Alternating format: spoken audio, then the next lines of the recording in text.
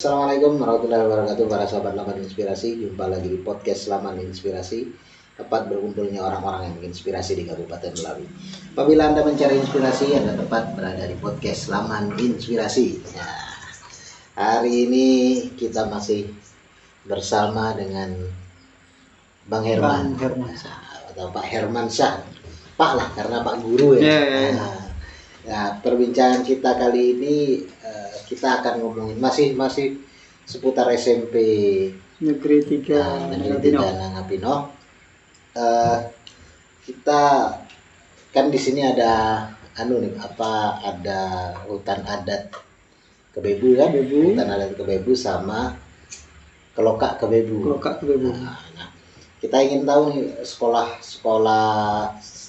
wawancara sebelumnya kan kita dapat informasi bahwasannya SMP 3 ini punya misi lingkungan juga dalam dunia pendidikannya. Nah, di sini kan ada hutan adat, ada Kelokak, itu pasti itu pasti tentang lingkungan gitu. Nah, ini gimana sekolah menyikapi dua tempat ini gitu. Kira-kira seperti apa? Apakah ada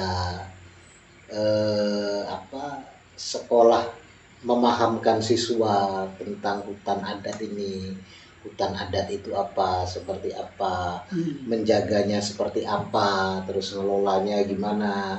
Nah, itu gimana Pak? Ya baik, terima kasih sekali lagi kepada Laman Inspirasi. Alhamdulillah kalau kita selaku penggerak di sekolah, khususnya Dewan Guru beserta Kepala Sekolah dan Komite, kita telah menyampaikan ruang lingkup proses pembelajaran kepada siswa-siswi khususnya untuk mengenalkan di mana ada sumber daya alam, yaitu melalui yang pertama tentang hutan adat Desa Nangapino, terus di dalamnya itu ada Kelokak. Nah, Kelokak ini bahasa daerah.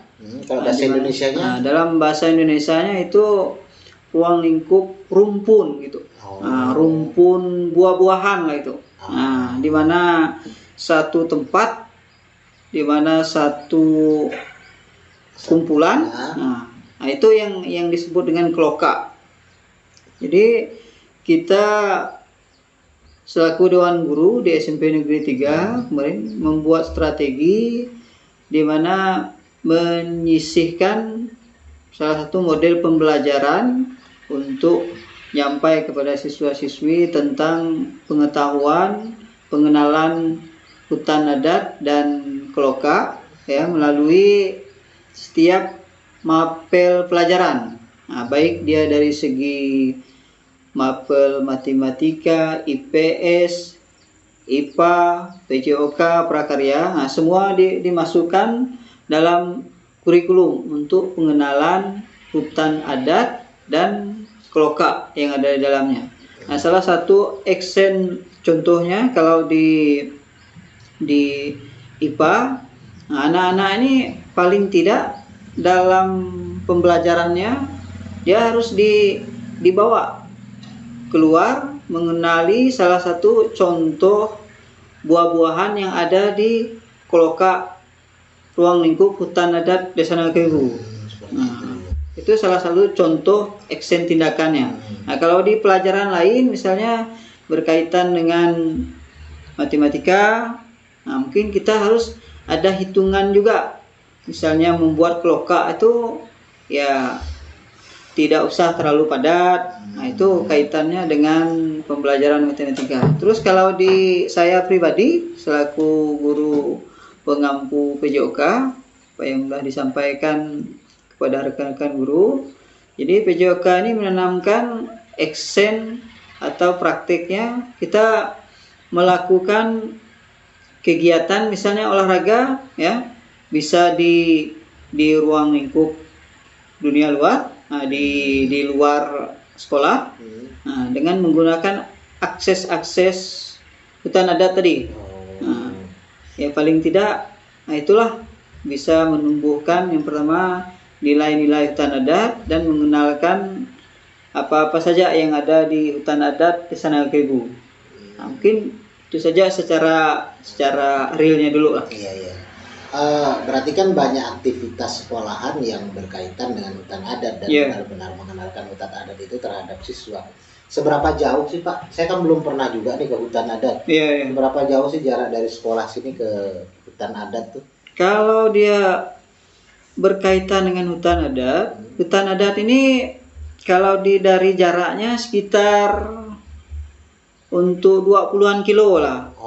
Tapi jauh. Kalau untuk kelokaknya, ini kelokak buah nih sekitar 1 kilo 2 kilo lah. Dekat. Karena kalau Desa Nangkebu nih kan ruang lingkupnya ada sungai Melawi lah khususnya. Nah, maka menyeberang lewat sungai Melawi itu sudah ketemu dah dengan kelokak buah ini, kelokak kelompok ini atau kelongkak mayoritas buah ini itu. Nah, jadi kalau hutan adat ini agak ekstrimnya kepada hutan yang lagi kayunya besar. Nah, tapi kalau kelokak ini kita mengarah ke tanam tumbuh. Tanam tumbuh nih misalnya ada durian, lansat, manggis. Nah, hal-hal yang dikonsumsi gitu. Jadi bentuknya sama-sama hutan sebenarnya. Iya, sama-sama hutan. Cuman kalau kelokak ini berada di hutan, bukan di kawasan hutan adat. Bukan di kawasan bentuknya hutan. Seperti hutan tapi ya memang tumbuhan-tumbuhan besar. Tumbuhan yang bisa buah-buahan lah, bisa dikonsumsi. Dan biasanya kalau kelokak itu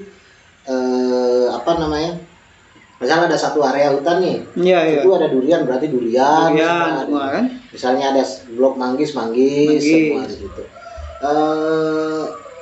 Berarti siswa-siswa juga sering melakukan kegiatan di area-area itu, Pak. Kalau misalnya itulah tadi tindakan dari kita kepada siswa-siswi melalui rapat komite dan dewan guru. Nah, strategi kita ini salah satunya siswa terjun langsung. Nah, kalau tidak terjun langsung, kita dengan cara paling tidak proses misalnya membawa bibit ke sekolah. Nah, kita lakukan kira-kira yang layak di lingkungan sekolah ini dengan tanaman kelokak, dengan buah-buahan yang ada di kebun kelokak tadi, yang mana yang bisa layak ditanam di sekolah ini itu, Pak. Berarti menciptakan kelokak sendiri di sekolah. Menciptakan kelokak sendiri, terus pengenalan kepada anak-anak itu kan. Nah, karena di kelokak ini kan satu sisi siswa-siswi ini ada yang tidak mengenal buah apa sih ini itu. Maka di sekolah itulah kita mengambil misalnya bukan untuk mencari hasil pohonnya, tapi mengenalkan kepada siswa-siswi, ini si model buah inilah jenis pokoknya itu. Ada buah aneh-aneh apa sih Pak di sini yang enggak ditahu oleh masyarakat umum lah sebenarnya? Atau misalnya bagi masyarakat sini buah itu terkenal, tapi misalnya di luar Nangapino, di luar Kalimantan tidak dikenal, tuh ada buah apa aja tuh? Kalau buah ini agak termasuk sulit juga ya, karena kita ini istilahnya dari pengetahuan luar tuh kurang lebih buah itu rata-rata sama, cuma dia hanya berbeda misalnya rambutan ya. Nah, kalau rambutan di sini ada rambutan hutan, ada rambutan biasa, sampai tiga macam itu kan. Nah, teksturnya ada yang kecil sekali, ukuran itu. Kadang ada yang dia pokoknya sampai setinggi mungkin sama dengan durian. Ada pohon rambutan yang sebesar itu? Ada. Kalau pohon durian di sini kan, pohon durian di Kalimantan itu kan tingginya sampai belasan meter kan, tinggi sekali. Ada pohon rambutan. Ada pohon rambutan. Itu namanya kalau di hutan buah ranjin. Buah ranjin. Itu jenisnya macam apa Pak? Rambutan kayak apa bentuk buahnya? Dia sejenis ini sama dengan rambutan, tapi agak kalau di buah itu agak jarang daun rambutnya agak jarang. Rambutnya tuh agak jarang. pendek-pendek enggak rambutnya? Iya, pendek-pendek. Oh, pendek-pendek. Cuma kukunya memang agak beda dari rambutan yang biasa. Nah, itu rambutan hitam. Terus ada buah semacam manggis, namanya buah apa nih? Dia kuning. Apa nih buah? Manggis hutan tuh ya? Ya, manggis hutan. Nah, saya sering dengar tuh manggis hutan sini, cuman apa nggak pernah tahu bentuknya seperti apa. Saya belum pernah tahu. Dan kekayaan apa tanaman Kalimantan ini luar biasa. Seperti rambutan aja itu banyak jenisnya gitu, dan cenderung rasanya agak asam ya, karakter hutan lah ya. Karakter tanaman hutan berarti kan karakter buah hutan kita ini cenderung asam ya, tanaman Kalimantan. Oh ya, saya pernah dengar kita itu ada salak Kalimantan, bukan maram, tapi salak Kalimantan, rasanya ya hampir menyerupai salak bentuknya. Itu masih ada nggak di sini? Kalau untuk di desa Nanggakebebu ini, ya untuk sepengetahuan dari rekan-rekan guru sih belum ada. Belum ada. Untuk di SMP Negeri 3 lah. Karena sepengetahuan saya tanaman itu sudah hampir punah juga. Karena udah benar-benar sulit ditemukan. Kalau maram kan masih banyak. Banyak. Di sini penghasil maram juga kan? Iya, penghasil maram kan di daerah Sebaju ya. Dusun Sebaju, desa Nanggakebebu juga. Ke sini ya pertanyaannya. Keberadaan kelokak ini kan sangat menarik kan, dan ini tradisi lama. Maksudnya kalau orang-orang hari ini pengen nanam durian mungkin dengan teknik pertanian yang dibariskan dengan bibit terbaik, dengan perlakuan yang sangat menarik lah. Ada mengajarkan nggak sih pihak sekolah? Maksudnya kita harus mempertahankan kelokak nih, karena ini kekayaan budaya kita, kekayaan pertanian kita lah. Bahwasanya kita nanam durian itu budayanya kita adalah tanam, dia akan tumbuh dengan sendirinya, akan tumbuh besar. Jadi hutan enggak? Itu diajarkan nggak kepada siswa-siswa hari ini? Nah, itulah yang kita titipkan secara langsung kepada siswa, itu menanamkan rasa dari segi ikhlas sosialnya tinggi, bahwa kita menanam pohon ini untuk penikmatnya orang ramai itu kan. Nah, karena kita berdasarkan adat istiadat dari keturunan kakek nenek yang ada di desa Nanggakebebu, terus kita masukkan ke dalam indikator kurikulum sekolah. Nah, di mana menyisihkan bahwa untuk menanam buah-buahan ini ya keuntungannya sangat banyak itu kan. Nah, belum berbicara ke masalah ekonomi. Nah, yang pertama ya mengundang halayak ramai ini untuk menikmati hasil sama-sama. Nah, karena pada dasarnya menanam buah-buahan yang ada di kelokak itu prinsipnya salah satu tanahnya milik si kakek ini, pohonnya milik si kakek di seberang misalnya. Nah, itulah yang kita tanam, bahwa hasilnya tujuannya sama, bahwa untuk halayak ramai. Nah, inilah yang kita tanamkan kepada anak ini, bahwa dimanapun kita mau menanam pohon, dimanapun kita mau menanam tumbuhan buah-buahan, jangan memikirkan buahnya diri sendiri, tapi hasilnya, tujuan fungsi nanti untuk siapa pasti ada gitu. Ya, karena kalau dilihat kelokak itu kan rumpuran tanaman hutan itu kan yang menanam adalah mungkin kakek nenek kita atau mungkin buyut kita. Yang nanam, yang menikmati adalah cucunya, cicitnya sekarang. Yang hari ini, nah itu diajarkan kepada siswa untuk berbuat sesuatu untuk generasi yang akan datang. Iya, ini menariknya kelokak, para sahabat Laman Inspirasi. Jadi kelokak itu adalah warisan untuk generasi yang akan datang. Kita jarang melihat, aksi-aksi semacam ini melakukan sesuatu untuk generasi yang akan datang. kalau misalnya kita bikin perkebunan, bikin apa, mungkin hanya untuk satu generasi untuk kita, satu generasi. kita menanam, Iya. gimana caranya tanaman ini Menghasilkan. cepat berbuah, cepat Iya. berhasil. Kita udah nggak ada, mungkin tanaman itu akan ikut nggak Hilang. ada. Tapi kalau keloka ini benar-benar memikirkan jauh, Iya, jauh jangka panjangnya. untuk durian aja mau berbuah 15-20 tahun ya. Iya. Bisa lebih kadang Bisa ya, lebih. baru mau berbuah. Itu menarik. Nah, dan sekolah mengajarkan siswa untuk mempertahankan hal-hal seperti Iya, itu. budaya. Menarik sekali.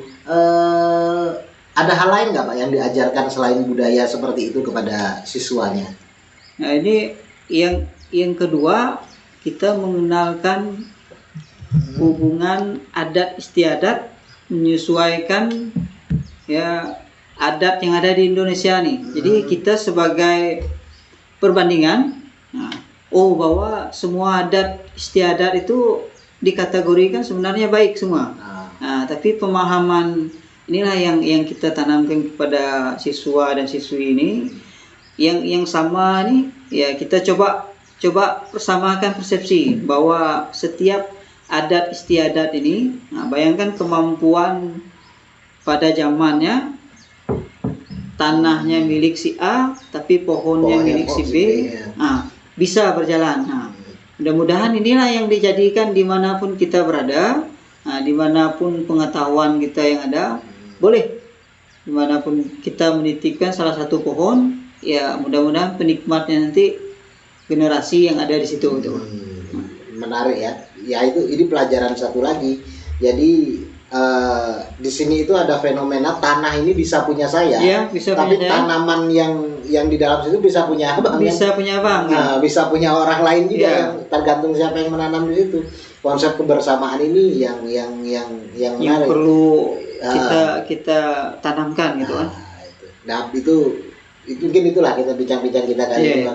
Sangat menarik perbincangan kita tentang keloka dan hutan adat ini, mengajarkan siswa untuk mempertahankan kearifan lokal itu, budaya-budaya yang sangat penting sih. Apabila kalau kita ngomong alam, ngomong lingkungan, memang kalau misalnya kita ngurus alam hari ini, yang nikmatin bukan kita, tapi anak cucu kita yang akan datang, yang generasi penerus ini. Nah, itu luar biasa sekali memang SMP 3 Nangapino ini mengajarkan itu kepada siswanya, mengajarkan tentang cinta lingkungan. Mungkin begitu para sahabat Laman Inspirasi, terima kasih sudah menonton video ini sampai selesai. Terima kasih juga buat Pak Hermansyah sudah bersedia kami wawancara.